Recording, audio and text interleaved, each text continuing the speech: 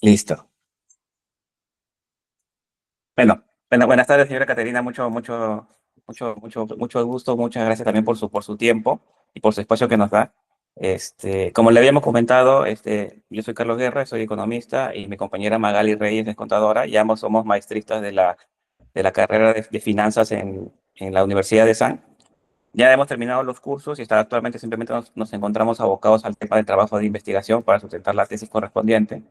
Y nuestro trabajo de investigación justamente está tratando sobre contratos APP, hablar sobre el tema de equilibrio en los contratos APP.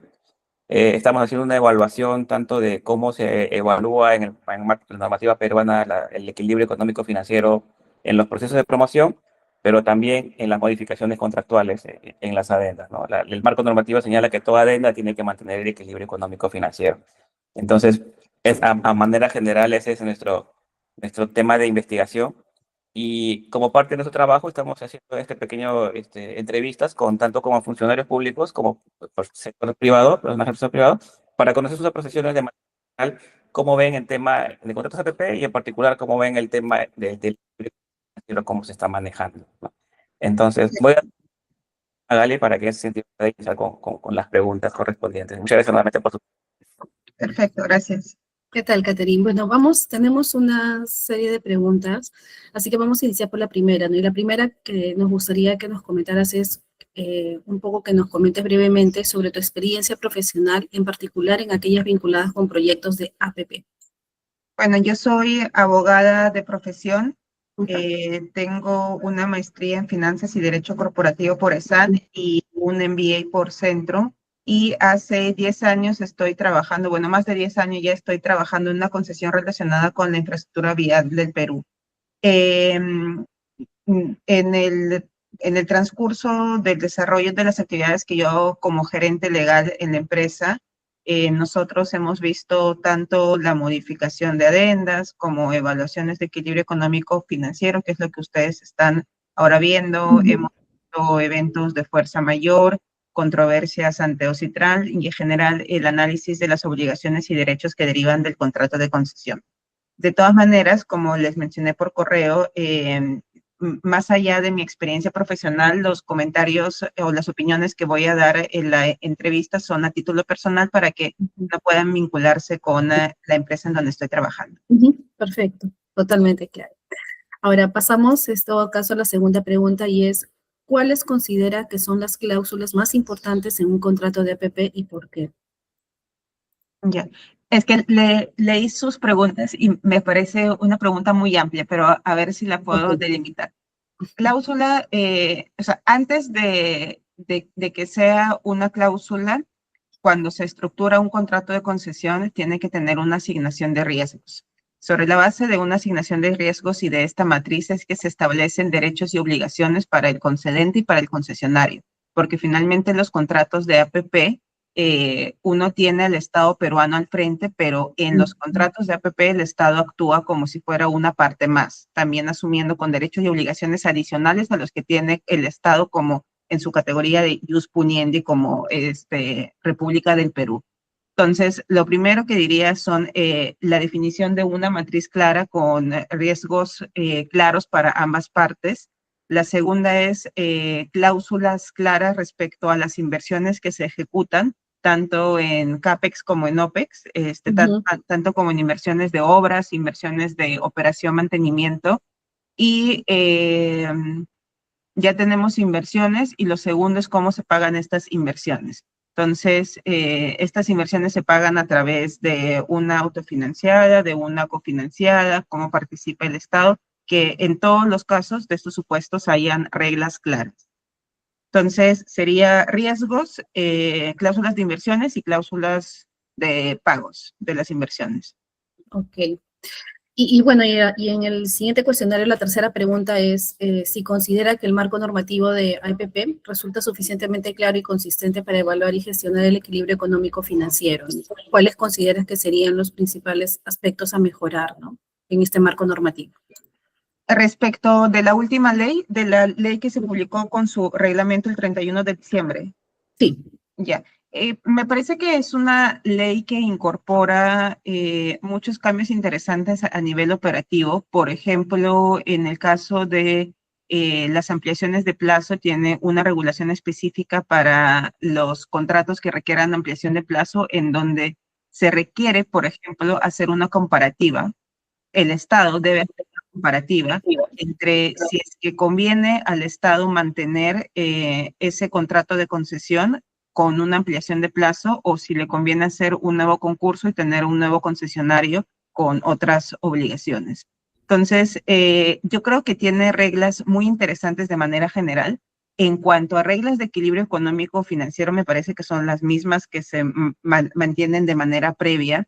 La norma no es muy específica en cuanto a cómo se debe de calcular el equilibrio económico financiero. Te da las reglas generales económicas que ustedes entiendo, o sea, que ustedes manejan, o sea, que tiene que tener, no sé, pues, una TIR, que tiene que revisarse un WACC, o sea, son como que las reglas muy marco, pero no te dice una fórmula específica sobre cómo se deben restablecer los equilibrios económico-financieros del contrato, de los contratos. Tampoco creo que podría haber una sola regla, una sola fórmula para esto, pero bueno, a la pregunta, creo que la norma es suficiente porque finalmente se va a aplicar caso por caso y creo que sí hay que mirar la norma actualizada porque tiene reglas interesantes de juego, reglas nuevas de juego. Ok. Y en ese mismo contexto viene la otra pregunta justamente para relacionada a la sectorización y estima que la evaluación del equilibrio económico-financiero debería incorporar enfoques diferentes por sectores, considerando las particularidades de riesgo, demanda y estructura de costos de cada uno de ellos. Creo que debe de tener evaluaciones específicas por categoría de cuál es la razón por la cual se está reestructurando el equilibrio económico financiero. O sea, no sé si por sector, pero sí por categoría. Por ejemplo, creo que todos los contratos tienen el restablecimiento del equilibrio económico financiero por cambio normativo, que no es el más feliz en cuanto a la fórmula, es bien cuadriculado y operativamente se hace casi imposible de ejecutarlo, pero digamos que si hay cambio normativo, ahí está en el contrato.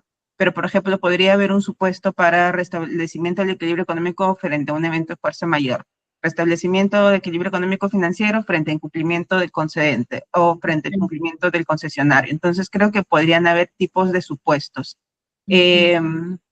Por sector, puede ser porque tal vez en transporte se tenga que evaluar demanda, tal vez en minería se tengan que evaluar más riesgos de oposición social por temas ambientales.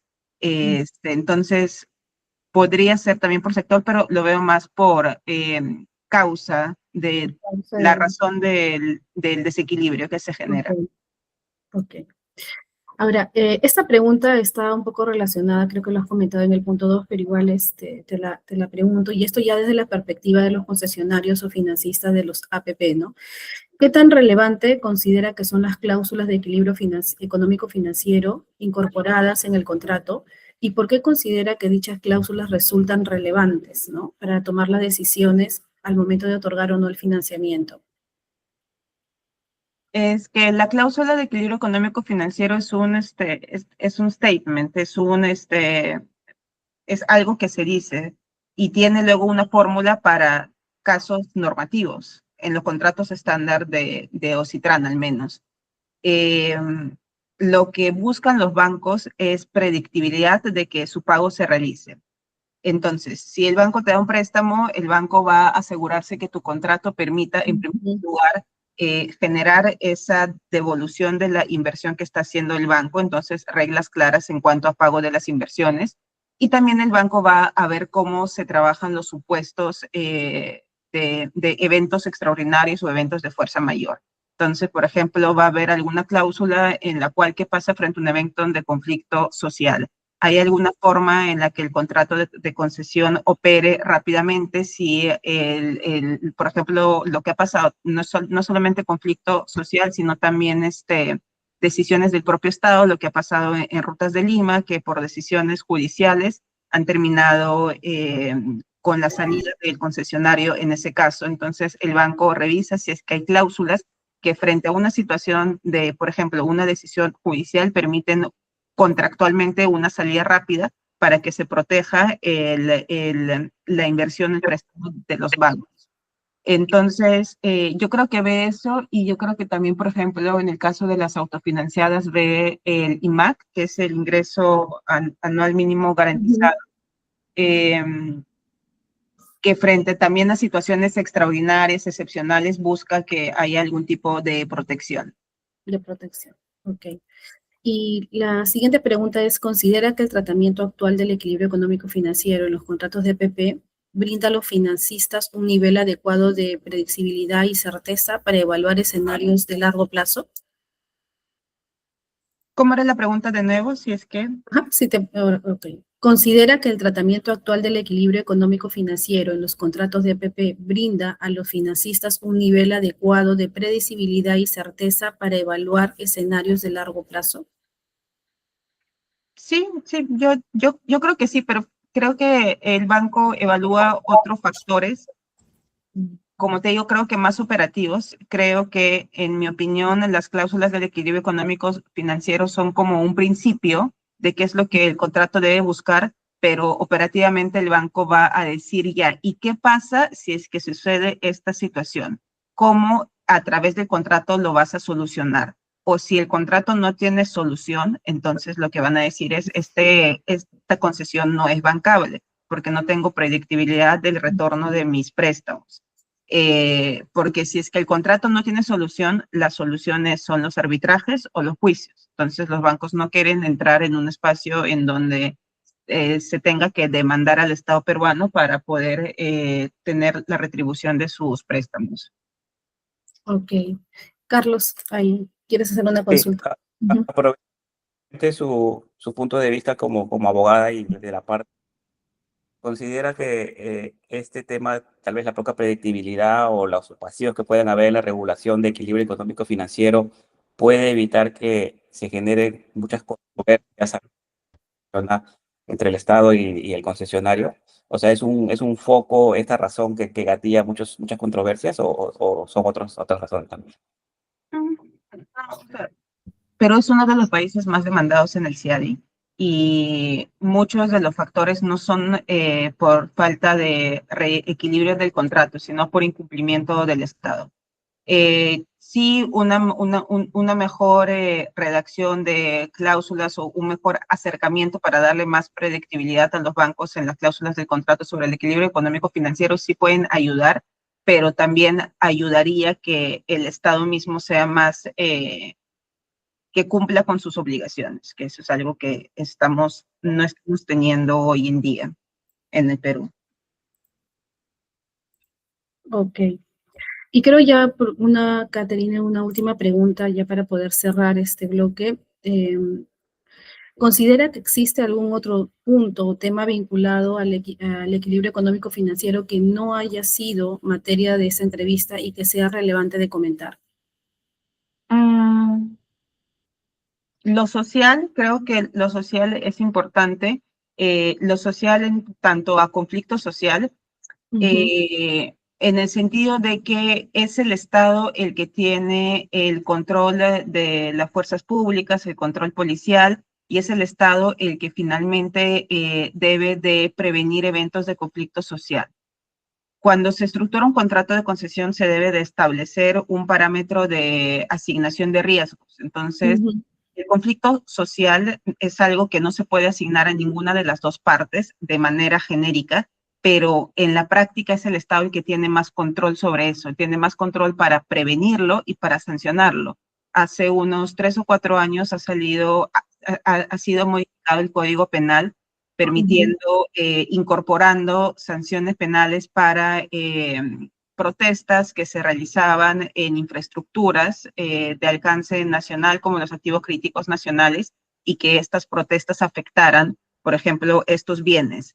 Y en la realidad, esa cláusula, ese tipo penal, no he visto que se aplique mucho. Entonces, el Estado debería de tomar mayor participación en prevenir y en poner consecuencias más severas para eventos que afecten la operatividad de las concesiones, de todo tipo de concesiones. Ok, creo que, Carlos, son todas las preguntas que tenemos. Y eso sería las Lina, más bien, muchas gracias por su Muchas tiempo, gracias. muy Ya. ocupada. Y estamos en contacto cualquier cosa y también estamos atentos a cualquier comentario que nos puedas brindar. Y gracias nuevamente por tu tiempo, por tu valioso soporte también, que será considerado. Muchas gracias, Caterina, también por tu tiempo. Lo que yo les pediría, Sí. porfa, si es que cuando ya tengan la entrevista, si me la pueden pasar transcrita para verificarla y Sí. darle el ok. Y eso, entonces, que le vaya bien Sí, sí. están en la etapa final de su Sí, tesis. muchas gracias, Caterina. Muchas Gracias, gracias. Buen fin de semana. igualmente. Hasta luego.